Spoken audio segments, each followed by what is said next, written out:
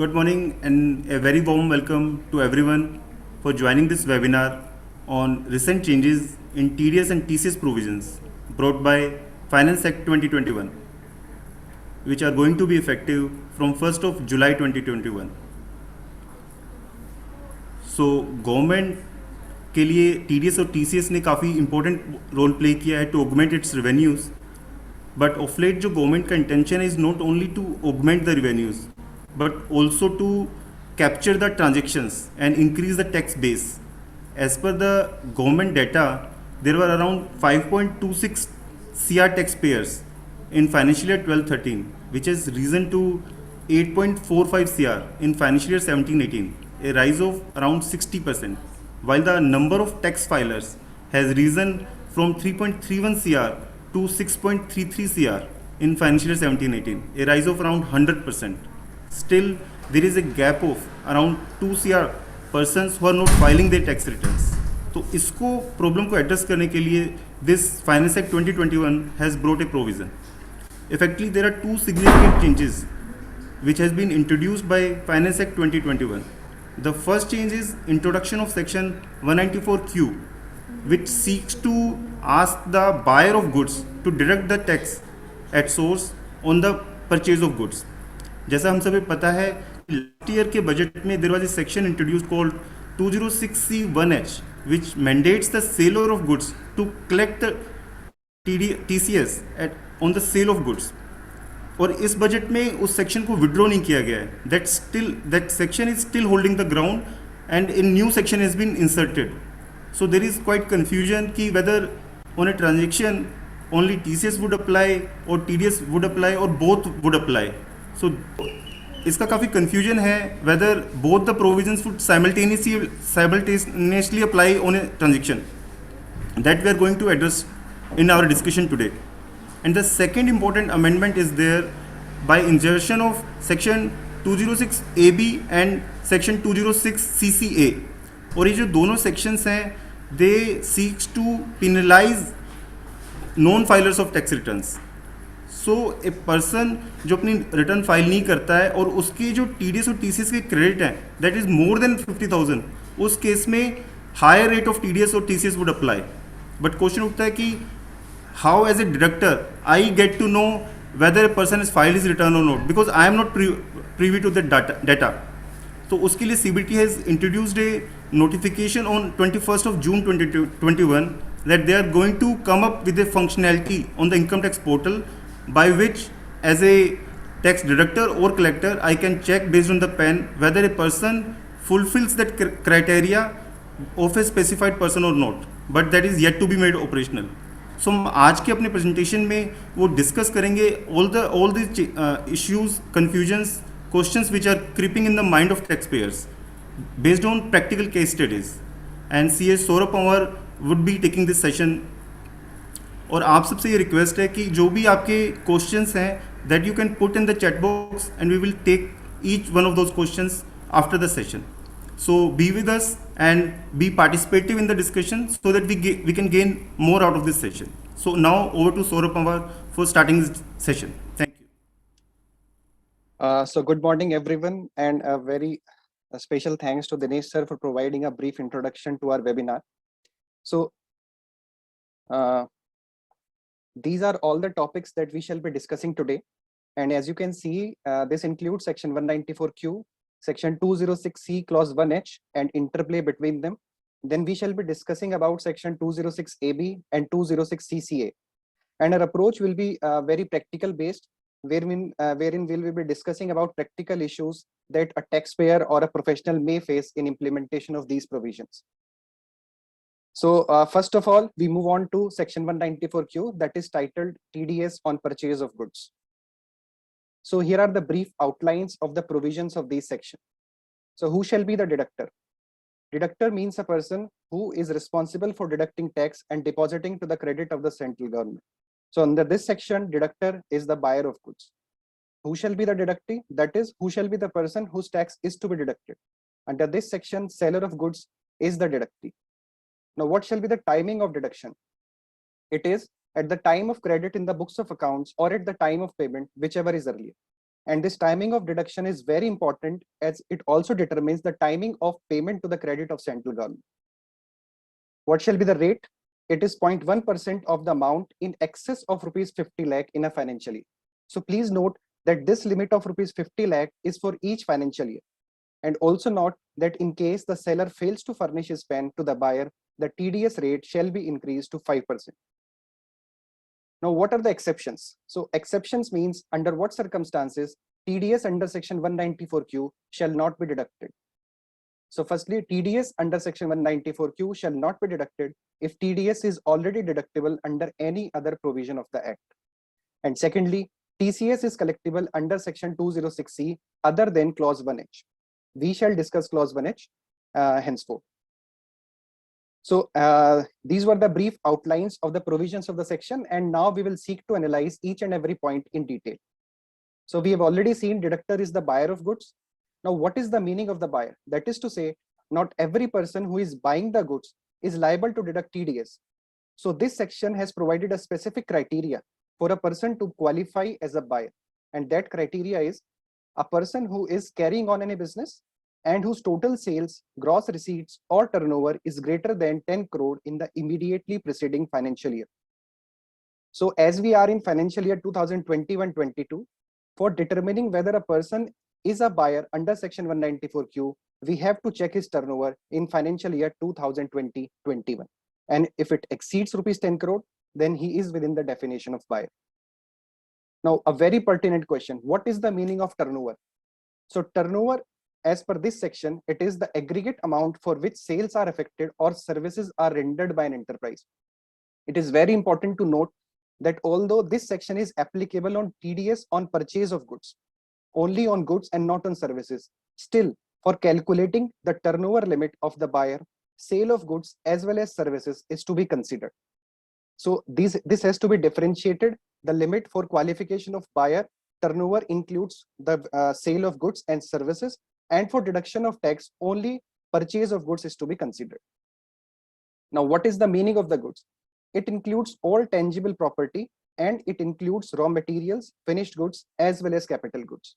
So even if a person is buying any fixed assets, then also he is required to deduct TDS if all other conditions of this section are satisfied. Now, deductive, we've already seen seller of goods. So we come on to the meaning of the seller.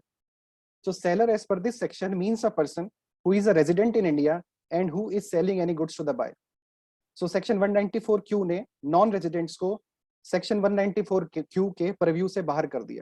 So non-residents are not covered by this section, and a person buying any goods from a non-resident, उसको उसका TDS deduct करने की there is no requirement.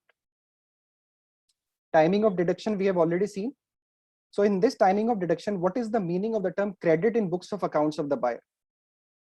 It is the time of booking of purchase by the buyer. That is, at the time the buyer books the purchase in his books of accounts. What is the time of payment? Time of payment of consideration to seller, and please note that it includes advance payments as well. That is where a buyer is making advance payments to the seller. Although the goods have not flown from the seller to the buyer, still TDS has to be deducted. Rate we have already seen, it is 0.1% of such amount. Now, what is the meaning of such amount? This is again a very important point. Such amount means amount paid or payable for purchase of goods in excess of rupees 50 lakhs in a financial year. So please note again that this 50 lakhs limit is for each financial year. And also another point that is to be noted is this purchase value should include the amount of GST, because as of now, no specific clarification has been received from CBDT, and it would be prudent for deductors to include the amount of GST while calculating the purchase value. So we have seen in somewhat detail the provisions of section 194Q. Now we move on to the provisions of section 206C clause 1H, that is titled as TCS on sale of goods. Again, you will see that the provisions of this section are somewhat a mirror image of the provisions of section 194Q. So these are the brief outlines of the provisions. Collector, that is the person responsible for collecting tax. Here, this responsibility is upon the seller of goods. Collectee, here it is the buyer of goods. What is the time of collection? It is a very straightforward provision under this section. It is the time of receipt of amount by the seller. And automatically it includes the advance receipts as well. Rate of collection, again, it is 0.1% of amount in excess of rupees 50 lakhs in a financial year. So again, 50 lakhs limit is for each financial year. And in case the buyer fails to furnish his PAN as well as Aadhaar to the seller, his TCS shall be collected at the rate of 1%. What are the exceptions? So under what circumstances TCS under section 206C clause 1H shall not be collected? They are, firstly, TCS under section 206C clause 1H shall not be collectible if TDS is deductible under any other provision of the Act and such TDS has actually been deducted. And secondly, TCS is collectible under any other provision of section 206C. So it might seem, going into the exception clauses of both these sections, that both these sections serve as a last resort for the government to capture the transactions. Because if TDS or TCS is deductible or collectible under any other provision, then these sections 194Q as well as 206C clause 1H shall not apply on such a transaction. So here are the details of the provisions. First of all, we shall look at the collector. He is the seller of goods. Now, what is the meaning of the seller as per this section? Again, similar to the limit of definition of the buyer in section 194Q, here we'll look at the definition of the seller. Seller is a person who is carrying on any business and whose total sales, gross receipts or turnover exceeds rupees 10 crore in the immediately preceding financial year. It is exactly same to the definition of buyer that was in section 194Q. What is the meaning of turnover? It is the same as in section 194Q, the aggregate amount for which sales are affected or services are rendered by an enterprise. And again, it includes sale value of both goods as well as services. Goods. Goods again includes raw materials, finished goods, as well as capital goods. Collectee, it is the buyer of goods. We have already seen that. So who is the buyer? So there are certain categories of persons that have been excluded from the definition of buyer. So if those categories of persons are buying any goods, then TCS under section 206C clause 1H would not be collectible. So these are the exclusion part is central and state governments, embassies, foreign high commissions, foreign trade representations, etc., local authorities, and importer of goods into India. So the buyer who is importing goods into India, his TCS is not to be collected by the seller. Timing of collection, we've already seen at the time of receipt of amount from buyer. Rate, again, it's 0.1%. And such amount, this is very important again. We have to determine amount received for sale of goods in excess of rupees 50 lakhs in a previous year, inclusive of GST again. And for this inclusion of GST, CBDT has already issued a circular wherein it has been clarified by CBDT that the sale amount should include the amount of GST for calculating TCS amount. So there is no doubts or any confusions in this. GST has to be included as per the circular of CBDT. So having gone through the provisions of section 194Q and section 206C clause 1H, now we shall be discussing various practical implications that they may have. And first and foremost, the first question that arises in everybody's minds that whether TDS and TCS shall be applicable simultaneously on a single transaction or sale or purchase of goods. Because both the sections seek to capture the same transaction, one on the buyer side and one on the seller side. So here is our answer. TDS and TCS provisions are mutually exclusive provisions. मतलब एक transaction पे केवल एक ही section apply होगा, either it is TDS or it is TCS. Now we shall see कि पहले कौन सा लगेगा, whether TDS would have priority or TCS would have priority. So applicability needs to be first checked of TDS in the hands of the buyer under section 194Q, because the exclusion part of section 206C clause 1H specifically states that TCS under section 206C clause 1H shall not be applicable if TDS is deductible under any other provision of the Act. It does not exclude 194Q. That is to say, if on a transaction TDS under section 194Q is deductible, TCS under section 206C clause 1H shall not be collected. So it is amply clear that first and foremost, we have to check the applicability of TDS, and if for some reasons TDS under section 194Q could not be deducted on that transaction, then we move on to the TCS side. So it is clear. So to further brush our understanding of the interplay between section 194Q and 206C1H, we have prepared a very beautiful flowchart wherein anyone can go through this flow chart and they can decide whether on a particular transaction TDS is applicable or TCS is applicable. So we move from the top and see that it's written transaction in goods, because both these provisions are not applicable on transaction in services. So first and foremost, if there is a transaction in goods, then both these sections comes into play. And as we have seen in the previous slide, we have to give priority to the TDS that is on the buyer side. So first of all, we move to the buyer side and check whether the buyer qualifies the criteria for being a buyer as per section 194Q. And that criteria was whether his turnover exceeds rupees 10 crore in the preceding financial year. If it exceeds rupees 10 crore, then we move on to the particular transaction and check whether the transaction has breached the threshold of rupees 50 lakhs in each financial year. And if it has, then TDS under section 194Q shall be deducted at the rate of 0.1%. So there are two exit windows when we move on to the buyer side. One was turnover of the buyer is less than or up to rupees 10 crore and the transaction has not breached the threshold of rupees 50 lakhs. So if there is an exit point out of any one of these windows, then we move on to the TCS side, that is, we move on to the seller side.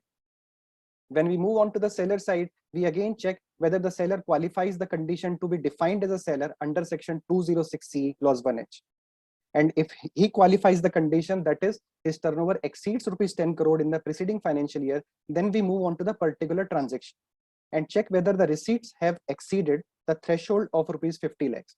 If it has, then TCS at the rate of 0.1% is to be collected by the seller. And if again the turnover of the seller or the receipts does not exceed 50 lakhs, then no TCS and no TDS is applicable on that particular transaction. So I think with the help of this flow chart, anybody can see and anybody can go through a transaction and determine whether on a particular transaction TDS is applicable or TCS is applicable or neither of the two is applicable. Now, basis our understanding, we shall go through certain case studies and check whether we have understood the provisions rightly or there are still any confusions. And if there are any confusions, our chat box is open and we shall take those queries at the end of this presentation. So case study 1.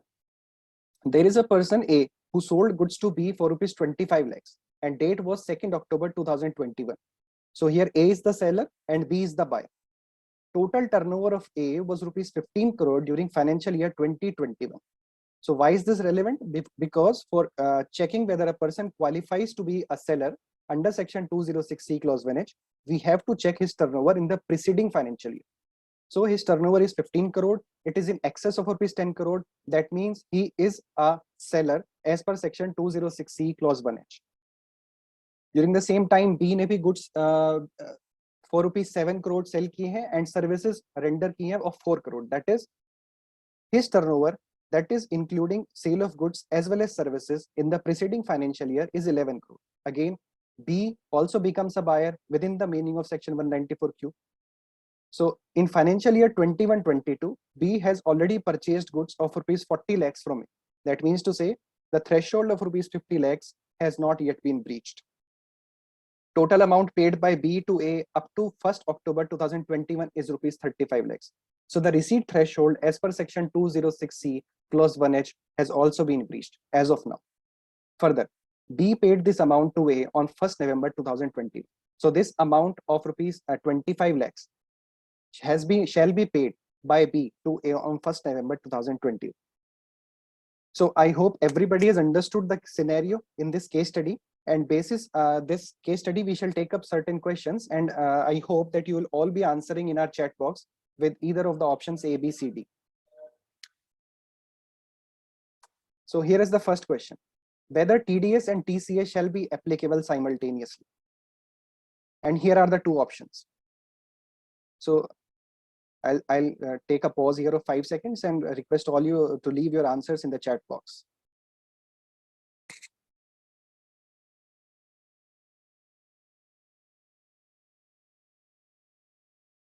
So moving on, जैसा हमने पहले देखा कि TDS and TCS कभी भी simultaneously applicable नहीं हो सकते on a particular transaction.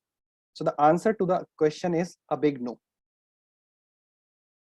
Question number 2. If not, whether in this case TDS or TCS shall be applicable. Now this is a very important question. We have gone through the flow chart in the previous slide. and on the basis of that, first and foremost, we have to check, we have to give priority to the TDS part and check whether TDS is applicable. If TDS is not applicable, then we move on to the TCS part. So in this transaction, first and foremost, we have to check whether B qualifies to be a buyer under section 194Q. Yes, he does. We have already seen that. His turnover in preceding financial year was 11 crore rupees. Secondly, whether the threshold of rupees 50 lakhs has been breached. So already B has purchased 40 lakhs worth of goods from A. Now he is purchasing another 25 lakhs. So the total comes to 65 lakhs. And the threshold of rupees 50 lakhs has been breached. So the answer is TDS shall be applicable. Question number 3, TDS shall be applicable on how much amount? And we have already gone through the case study, and these are all the four of the options, and request you to give your answer in the chat box. I'll pause for 5 seconds.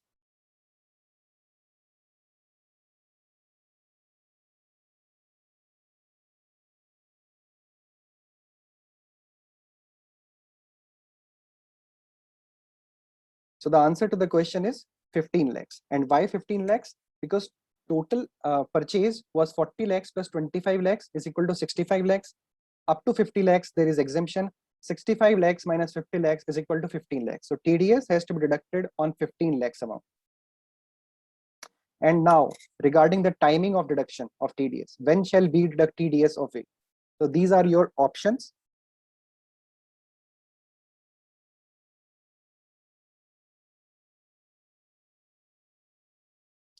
So under section 194Q, timing of deduction shall be at the time of credit in the books of accounts of the buyer or at the time of payment, whichever is earlier. In this scenario, time of booking in the books of accounts was 2nd October 2021, and the time of payment is 1st November. So whichever is earlier, 2nd October is earlier, and TDS shall be deducted by A of A on 2nd October 2021. So I think this case study will greatly help you in brushing your understanding that we have gained in the previous slides. Now we move on to another case study. So these are the facts of the case. C sold goods to D for rupees 35 lakhs. Now C is the seller and D is the buyer, and 35 lakhs is the transaction amount on 20th October 2021. During the financial year 2021, that is the previous financial year, turnover of C was rupees 14 crores and turnover of D, that is buyer, was rupees 8 crore. It is very, very important. Now D has failed to comply with the definition of buyer under section 194Q. In financial year 21-22, C has already sold goods of rupees 35 lakhs to D. Total amount received by C up to 19th October 21 is rupees 40 lakhs. D paid this amount, that is the amount of rupees 35 lakhs to C on 15th November 2021. So basis these facts, these are the questions. Whether TDS or TCS shall be applicable. I'll give you 5 seconds and you can leave your answer in the chat box.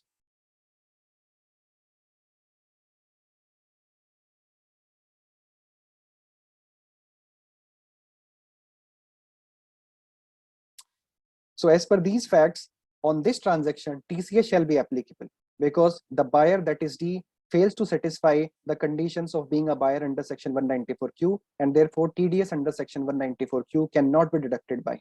So we move on to the TCS side. When we look at section 206C1H, C is a seller and also the transaction has reached the threshold of rupees 50 lakhs. Now the question is, TCS shall be applicable on how much amount? And these are the options. Again, 5 seconds time to leave your answers in the chat box.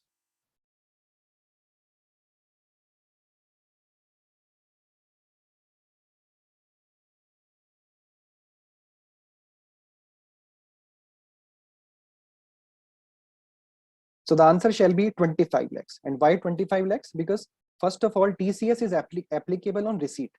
So already C has received amount of rupees 40 lakhs from D. Now he will be receiving another 35 lakhs from D. So total of 40 plus 35 is 75 lakhs minus 50 lakhs, which is the basic exemption limit. It comes to 25 lakhs. TCS shall be applicable on 25 lakhs. Now when shall C collect TCS of D? Again, timing of collection. And these are all your options.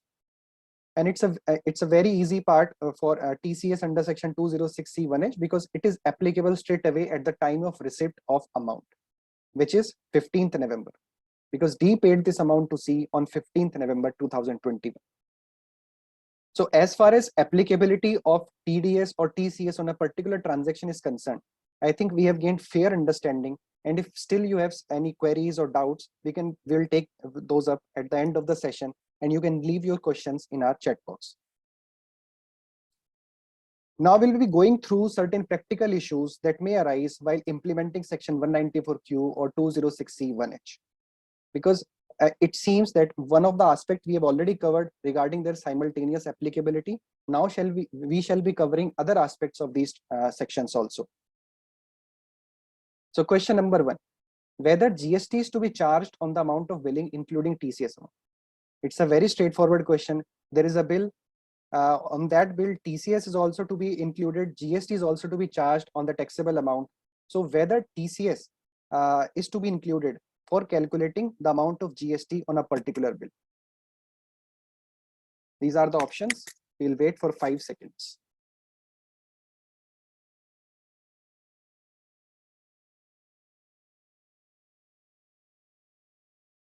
So the answer is GST TCS के ऊपर नहीं लगेगा. And why is that? Because of this.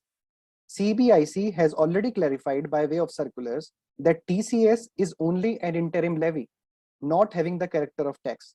Therefore, TCS को हम taxable value में include नहीं करेंगे for charging the GST on a particular invoice. So it is fairly clear, GST is not to be charged on the bill amount including TCS. Next question, whether TDS or TCS shall be deducted or collected on sale of services. Yes or no? It's a straightforward no, because both these sections have applicability only on purchase or sale of goods. Third, can a seller apply for the certificate for lower deduction of TDS? Again, it's a very important question, whether a seller can apply for lower deduction of TDS. And it's from a logical point of view, it also might seem that the rate of deduction is already at a very lower side, 0.1%. So it might seem that a seller won't be inclined to apply for lower deduction certificate of TDS, looking at the cost incurred in applying the same. And the answer also to the question is no from the legal standpoint also. And what is that? The section 197, जिसमें लिखा हुआ है procedure for applying for lower deduction certificates. It specifies certain sections in respect of which a lower deduction certificate request can be given to the assessing officer. And in that section, section 194Q or 206C clause 1H are not included. That is to say, a person whose TDS is to be deducted under section 194Q, he cannot apply to the assessing officer for providing him with a certificate for deduction of tax at a lower rate.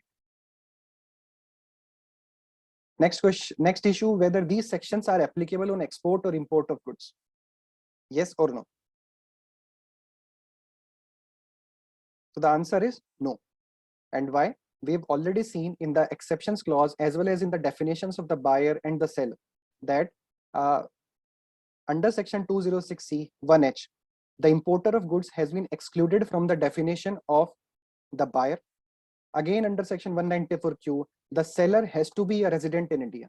Based on both these exceptions, it is very easily concluded that these sections are not applicable on export or import of goods. Now for calculating the limit of turnover, whether sales or services to be included. And we have already discussed in detail it, and the answer is yes. Whether section 194Q and 206C1H are applicable on transactions of capital goods. We've also seen the answer to this question when we were discussing about the meaning of goods, and it included raw materials, finished goods, as well as capital goods. So both these sections are applicable on transaction of capital goods. Now, whether TDS is liable to be deducted on purchase of jewelry not connected with business. The product of jewelry is a very symbolic product in this question, in the sense that any product which is not connected with the business of a person. So if a person who qualifies the conditions of being a buyer or seller, and he is purchasing any goods which are not directly connected with his business, whether he is liable to deduct TDS on the same. And the answer is yes. It might seem a bit of surprise, but the answer is yes. because the business transaction are only relevant for determination of 10 crore limit. Once a person becomes a buyer, he is liable to deduct TDS even on purchases not directly related to his business, provided all other conditions of that particular section are satisfied.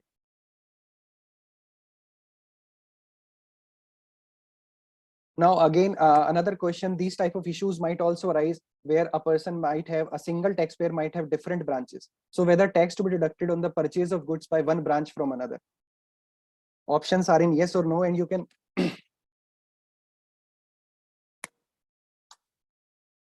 and the answer is no. And why is that? Because if a particular taxpayer has two branches, he will be having a single PAN and single TAN. And based on those PANs and TANs, he cannot deduct or collect his own TDS or TCS. So that is why purchases of goods by one branch from another are excluded from the purview of section 206C or 194Q. Now again, for calculating threshold of rupees 50 lakh, whether purchases from different units to be aggregated. Now this is for 50 lakh. Now say there is a person A, he is purchasing goods from B, and B has two units, one in Delhi and one in Rajasthan. So say he's purchased goods of rupees 30 lakhs from Delhi unit and another 40 lakhs from Rajasthan unit. So the total is 70 lakhs. It has reached the threshold of rupees 50 lakh. But if he considers purchases from individual units, then the threshold has not been breached. So what to do under such a circumstance? So what should be the answer? The answer should be yes, because again, these are the different units. They are having the same PAN and the same TAN. And if they are having the same PAN and same TAN, therefore their purchases have to be aggregated. And we have to look at the threshold of rupees 50 lakh in totality from that particular taxpayer.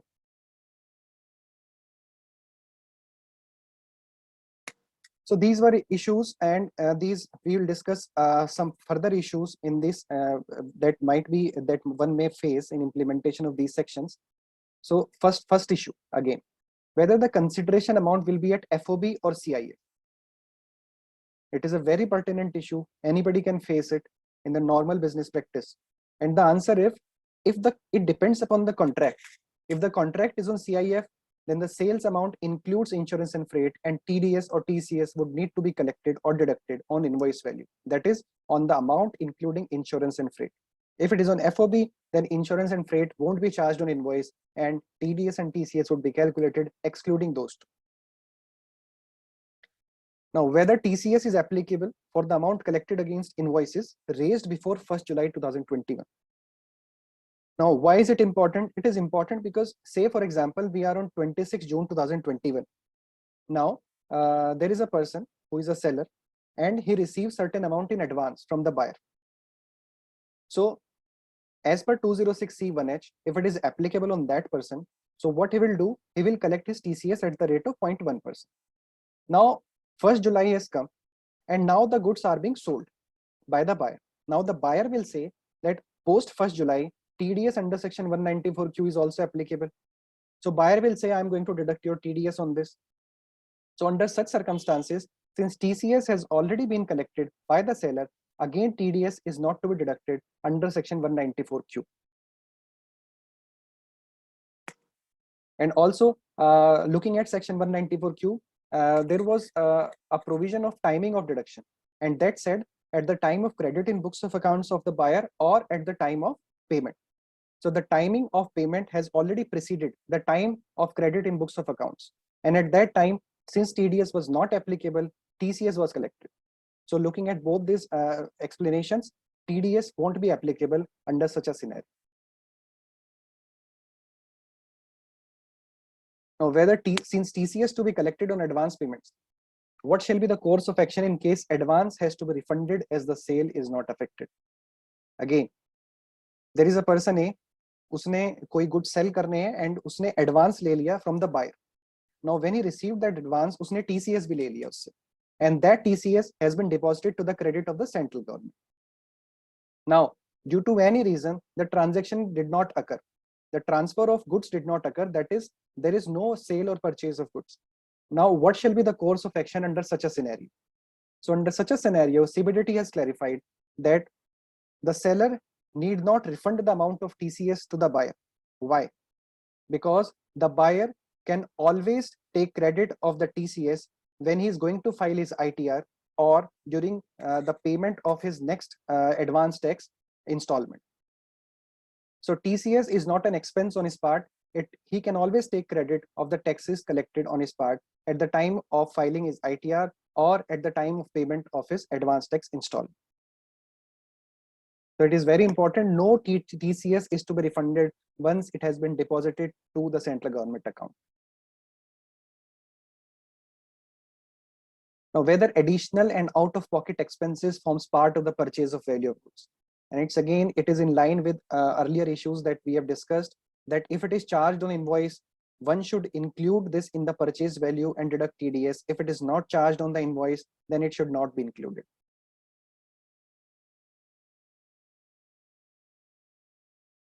Now again, whether amount advanced is a loan, there is a seller and there is a buyer.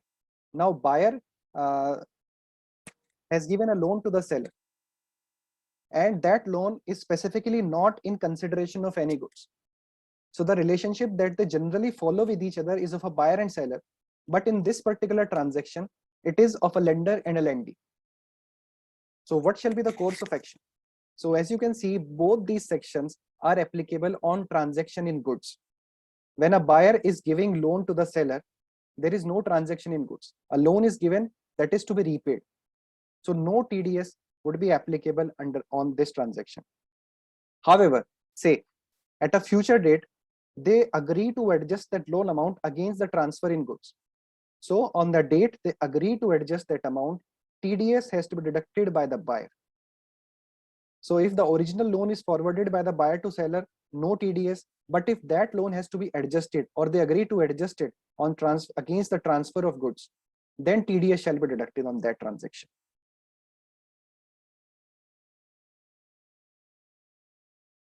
Again, on the similar lines of TCS as we discussed a few issues back, what shall be the treatment of debit note for computation of TDS? And again, it says that there should be no refund of TDS by the buyer. The seller can always take credit of that TDS in his next advance tax installment or at the time of filing his ITR. Now it is very important, and this issue was also raised when 206C clause 1H was introduced, because like 194Q, that section was also introduced in the middle of the financial year.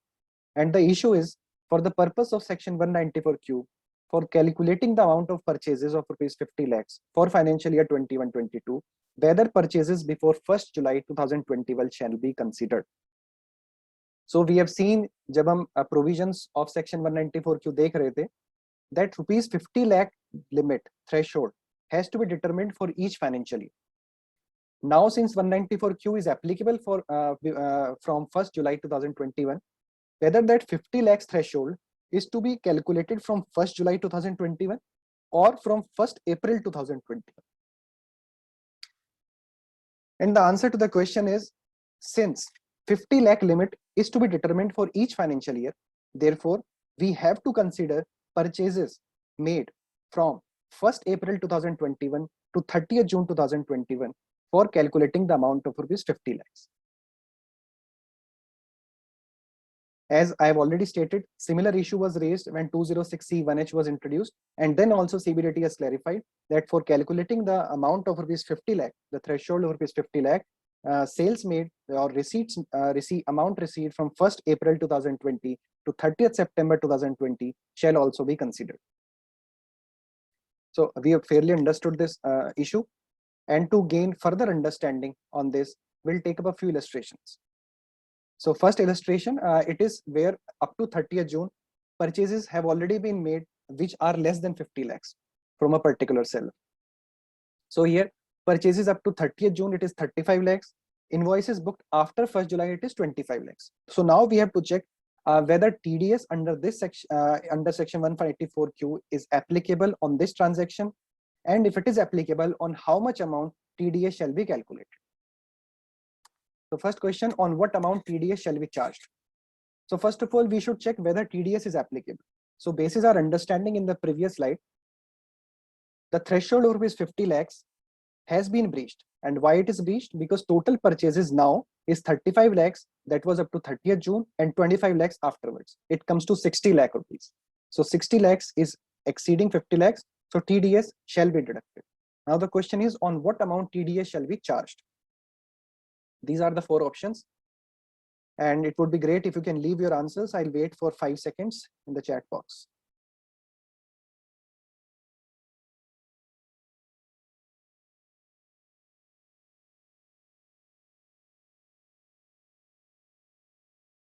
So the answer is 10 lakhs because 35 plus 25 is equal to 60 lakhs. 60 minus 50, which is the basic exemption, is equal to 10 lakhs. So TDS shall be charged on 10 lakhs. Now second scenario. In this case, purchases up to 30th June was already 65 lakhs. So it exceeded 50 lakhs up to 1st July 2021. And after that, another 20 lakhs of goods have been purchased. Now question on what amount TDS shall be charged. So first thing is clear, TDS shall be chargeable because 50 lakh threshold has already been breached. Now the question is, किस amount पे TDS calculate होगा? These are the 4 options: 20, 15, 35 lakhs and nil. You can leave your answers in chat box.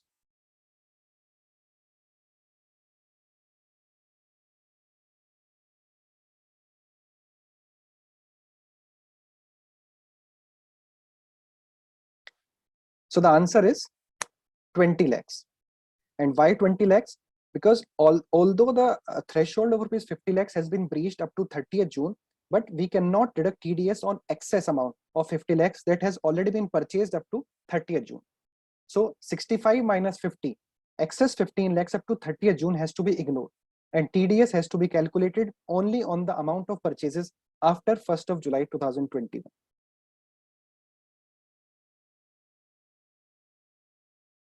So I believe we have gained a fair bit of understanding on the 2 provisions and also the practical implications of both these provisions. Still, if you have any queries, you have any questions, you can leave those in the chat box and we'll take them up again at the end of the session.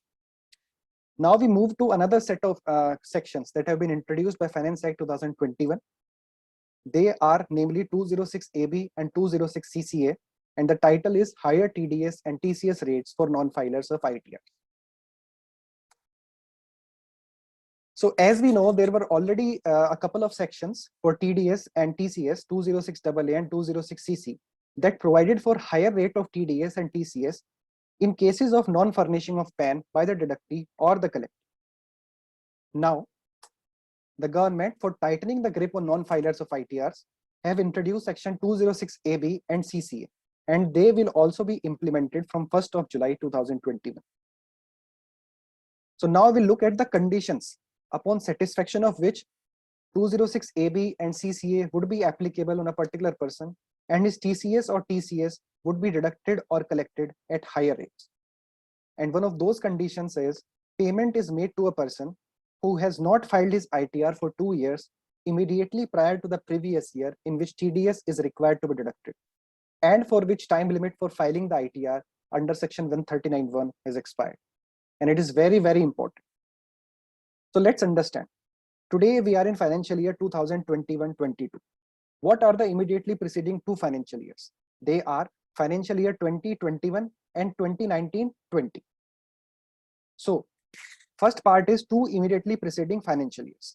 The next part is for which time limit for filing the ITR under section 139(1) has expired. So you tell me whether time limit for filing ITR for financial year 2020-21 has expired or not. Definitely it has not expired. Therefore, we cannot compel a person to file his ITR for that year whose ITR filing due date has not expired. So therefore, we move a year back, and now we'll consider financial year 19-20 and financial year 18-19, the 2 immediately preceding financial years whose ITR filing due date has expired. So this is the first condition. And also please note that even if one of these 2 years ITRs has been filed by that person, still these sections would not be applicable on it. So the condition is 2 years ITR should not be cumulatively filed by. And the second condition, aggregate of TDS and TCS in his case is rupees 50,000 or more in each of such previous years. Which previous years? For which ITR filing due date under section 139(1) has expired. So the 2 conditions are ITR filing due date has expired for both these 2 years, and also in both these 2 years, TDS plus TCS exceeds rupees 50,000. Even if in one of such years his TDS plus TCS was less than rupees 50,000, then 206AB and 206 CCA would not be able to touch him. Further, Section 206AB, which is specifically for deduction of tax at higher rates, excludes the following sections from its purview, where TDS is deductible under Section 192 and 192A, 194B, BB, LBC, and N. So for these 6 specific sections, even if these 2 conditions are satisfied that we have discussed above, still 206AB would not be applicable and TDS would be deductible at normal rates prescribed in the respective sections. So we have seen the conditions prescribed for applicability of the section. Now we shall see what shall be the rate at which TDS shall be deducted if 206AB is attractive. So first of all, we should see that higher of the following 3 rates should be applicable on that person. And what are the rates? First one, at twice the rate specified in the relevant provision of the Act. Say for example, on a particular transaction, TDS is to be deducted under Section 194C at the rate of 2%. Now, on that person, 206AB is applicable. Now, as a first condition, we shall see that his TDS shall be deducted now at 2 times 2%, that is at the rate of 4%. Second condition is at twice the rates in force. Now, Section 2, Clause 37A defines the term rates in force, and it includes certain special rates sections such as 115A, 115B, AD, something, and so forth and so on. So if that person is taxable under those special rates given in the respective section, then we have to double the rate prescribed in those specific section and apply it under here. And the third is at the rate of 5%. So if 206AB is applicable on any person, then at least 5% TDS will be deducted from it. It is clear? Second, what if a person's tax is to be collected and 206 CCA is applicable on him?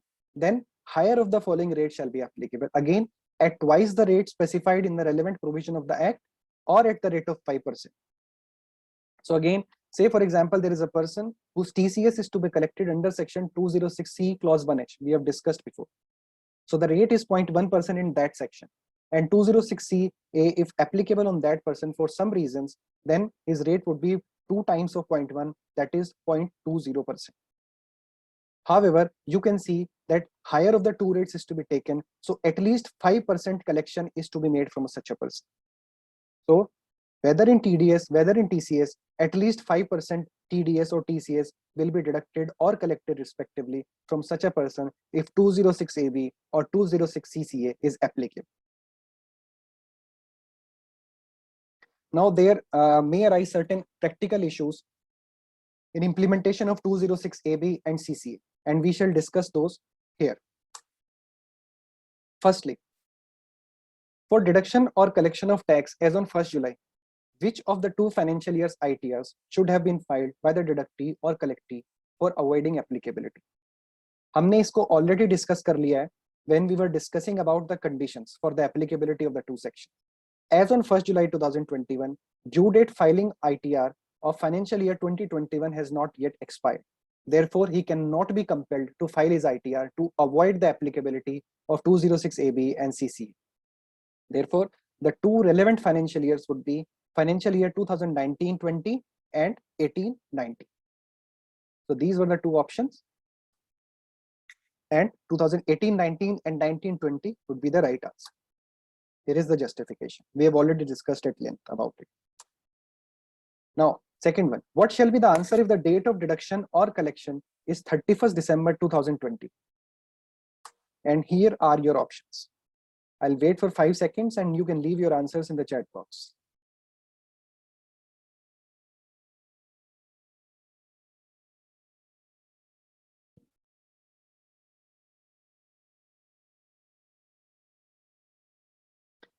So in such a case, as on 31st December, the due date for filing ITR and for the financial year 2021 would have expired. So in that case, 2 relevant financial years would be 2019-20 and 2020-21. So again, as Dinesh sir was telling at the beginning, at the in the introduction part, now there was a huge hue and cry made by the deductors and collectors for how to determine whether they have to deduct their tax of the deductee or collectee at higher rates.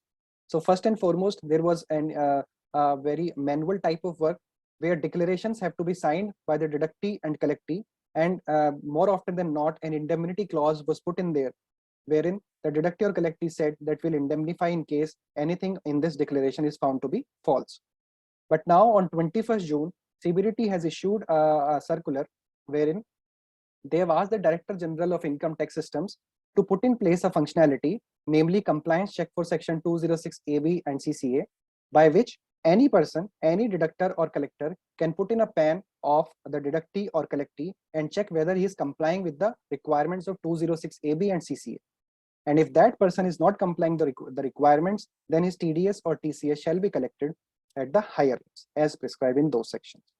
So this functionality has not yet been made effective, but still it will be made effective through the reporting portal. And for that, you will have to create a new registration at your reporting portal by signing in with your TAN at the income tax e-filing portal. Therein you will see a tab under pending actions of reporting portal. You will go to the reporting portal, create a new registration for compliance check, and on the basis of your registration, your reporting portal user ID and password will be allotted, and then you can directly log into the reporting portal for checking the compliance of Section 206 and CCA for each of your deductees or collectees. Now, basis our understanding of Section 206 AB and 206 CCA, we have formulated a case study, and by answering the answers to this case study, we'll definitely brush our understanding to another level. So the case study is ABC and Company is a CA firm. It is rendering attestation services to a private limited company on 30th April 2021 for a consideration of rupees 1 lakh. Form 26AS of ABC and Company reveals that TDS and of ABC and Company deducted during financial year 1920 and 21 was rupees 55,000 and rupees 60,000 respectively. So question number 1, what shall be the rate of TDS if ABC has filed his ITR for assessment year 2021, 2021 and 1920? So if we are on 30th April or as on today, the due date of filing ITR for assessment year 21-22 has not yet expired. Therefore, we are checking for the ITR for assessment year 2020 and 21 and 2019-20. So if he has filed his ITR for both the years, then his rate would be 10% under Section 194G. What if ABC has not filed its ITR for assessment year 2021, but filed for assessment year 1920?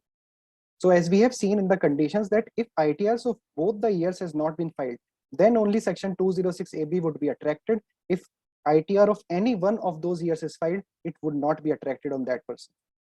So again, the answer would be 10%.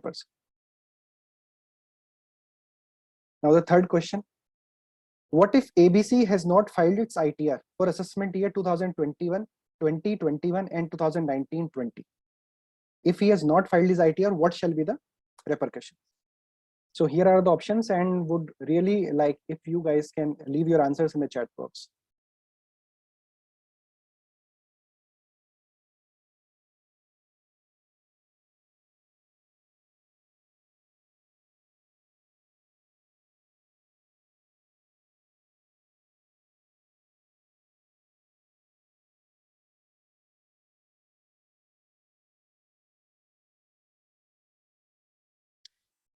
So in this case, answered would be 20%, that is 2 times the rate prescribed in the relevant provision of the Act.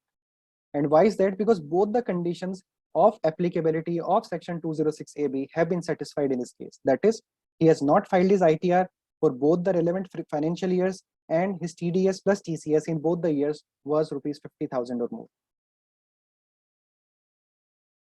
Now another question, what if ABC and Company has not filed its ITRs for assessment year 2021 and 1920, that is for both the relevant financial assessment years, and its TDS deducted for 1920 was rupees 40,000.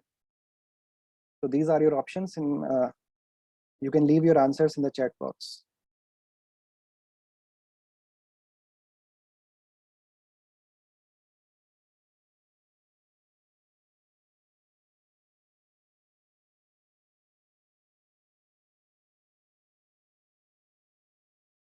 So our answer in this case would be 10%. Why? Because one of the conditions that prescribe TDS plus TCS in both the years should be 50,000 or more is not satisfied. Therefore, 206 AB section is not applicable on this transaction. So with this, we close our session, and now having discussed in detail about the provisions of all these 4 sections and their practical implications, we'll take up question and answers. And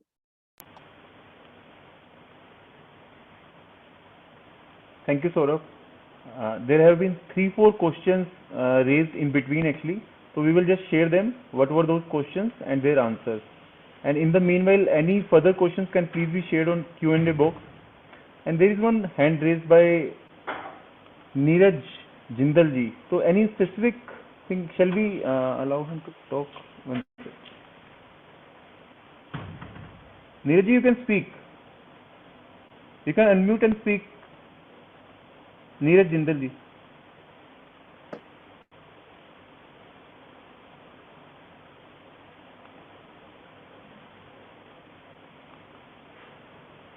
Okay.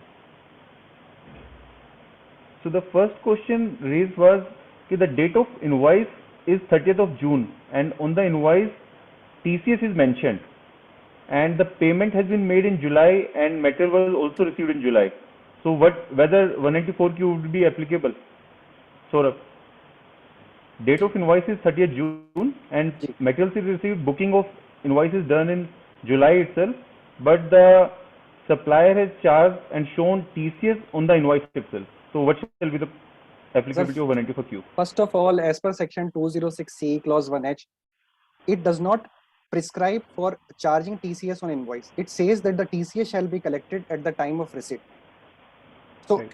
Timing of, for ease of convenience, people are charging TCS on invoice, but section does not prescribe that. So in this particular transaction, going by the legal framework, TDS shall be applicable. TDS would be applicable. Yes, okay. Sir. And the second question is TDS applicable on purchase of consumable and spare parts? Definitely. It would be applicable. Yes. It is applicable on capital goods also. Capital goods. Any kind of purchases are covered effectively. Any tangible property. Apart from services, everything is covered actually. Yes, sir, definitely. And the third question is how the accounting for goods purchased be determined. Suppose a person buys goods from and sales also to same person and makes net payment after adjusting sales and purchase in his books. Would we see net payment for limits? So this TDS would be applicable on net amount or on the gross amount? Gross amount. So the net amount to account adjustments होती रहेंगी, so कोई applicability आएगी. So जो जैसे हम basically buy कर रहे हैं, तो I need to see my gross purchases. On that I will deduct TDS, and my buyer of my goods would deduct TDS as per his purchases. So yes, both sir. Transactions are independent and need not be netted off. Yes, sir. And there is one more question. Is section 206 CCA and 206 AB is applicable on government bodies? If in a particular section, say the transaction is covered, say we were talking about section 194Q or 206C1H. उस section में from the definition of buyer, central government or state government was specifically excluded. So अगर in that particular section that government body is excluded, then 206 CCA would also not be applicable. So okay. 206 AB and CCA, these are not charging sections actually. So there is no specific exclusion for them? Yes, sir. For government bodies in these particular sections. Yeah. Only exclusion is non-residents. हाँ, in section 206C1H. For नहीं, मैं ये कह रहा हूँ कि like there is section 206 CCA. So 206 CCA क्या कहता है कि अगर दो कंडीशन सेटिस्फाई हो गई तो आप TCS कलेक्ट करना हायर रेट पे. तो हायर रेट कहाँ से आएगा, किसका हायर रेट? वो आएगा रिस्पेक्टिव सेक्शन में जहाँ ओरिजिनली वो कलेक्टिबल था TCS. और उस ओरिजिनल सेक्शन में अगर वो एक्सक्लूजन्स हैं सेंट्रल गवर्नमेंट स्टेट गवर्नमेंट्स की, तो हम उस पे कलेक्ट नहीं करेंगे. This is the answer. मतलब 206C1H में बायर की डेफिनेशन में से सेंट्रल गवर्नमेंट को बाहर निकाल दिया. Now if central government is buying any goods from a person और उस पर 206C1H लगता ही नहीं, तो on that transaction 206 CCA भी नहीं लगेगा. Understood. Ji. Sure.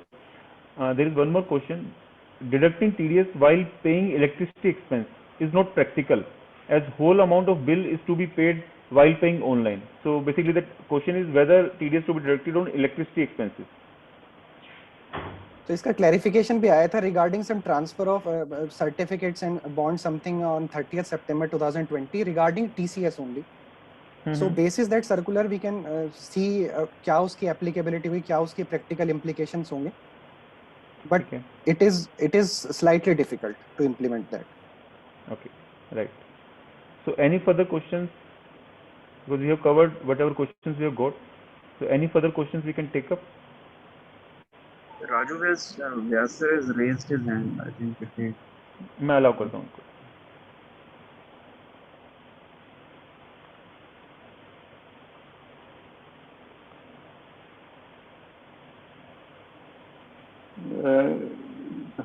No, it's not. Probably by mistake I've done that. Sure, sir. Okay, sir. Okay. So with this, we conclude the session, and thank you everyone for your participation. And I have seen so many answers were given, and most of them correct answers were given by every one of you. And thank you everyone. And you have got our email IDs, and you can share any further questions regarding these two provisions to us, and we will definitely reply back to each one of you. Thank you everyone for joining in.